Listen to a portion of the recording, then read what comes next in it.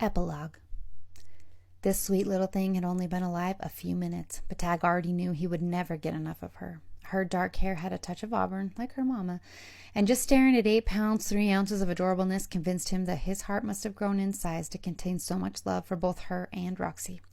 He couldn't help the song that welled up in his soul, getting louder and louder with every second the baby's pretty blue eyes stared at him. How could he ever write enough songs to express all the love he felt, to express how blessed he was to have Roxy, to have this precious baby?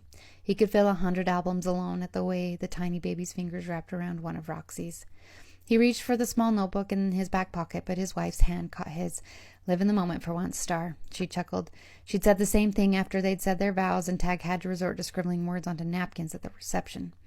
So he shifted back to leaning over the bed, his face next to Roxy's, as they both admired the most beautiful baby on the planet. No question. Tag tucked away all the words stacking up in his throat, aching to be let loose and to let the world know.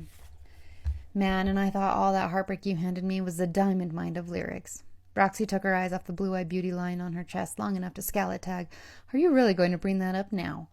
He leaned over to kiss her, not bothering to keep the grin from his face. This moment is 10 times sweeter because of what it took to get here, he whispered. She laughed at him. Oh, hush, with that sweet talk. We both know you wouldn't have minded me figuring things out several years earlier. Nah, Rox, we both had some learning to do. He'd pondered many times how the pain of being apart from her had allowed him to understand how crazy amazing the joy of being together could be. He rested his head against Roxy's again, still staring down at his baby girl. The smile hadn't let up since she'd arrived. Heck, he'd had a hard time shaking it since the day Roxy told him. He didn't realize he'd started humming until Roxy laughed. Go on, let it out, she said, her own grin spreading. Grab your ukulele if you have to, she teased. He'd used it several times during the long labor to help Roxy through it. You know you want me to. He reached back and took it from behind the chair and strummed a little, still humming as he let the words come together. When he started singing, Lola's eyes drooped shut, and she gave a soft, sweet, baby sigh of sleep.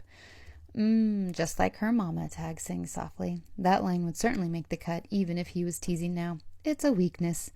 Roxy nestled her cheek against the top of Lola's head, closing her eyes as she turned towards Tag, and hummed along. More than a few nurses took their time crossing by the doorway, much like the ones he'd got hovering when he'd played for Roxy during labor. This is going to be your best yet. Roxy reached over to cup his cheek and smiled sleepily at him. He quit playing to lean over her. You always say that. And I'm always right. That's why I loved you, he hummed. Big as the mountains, big as the stars.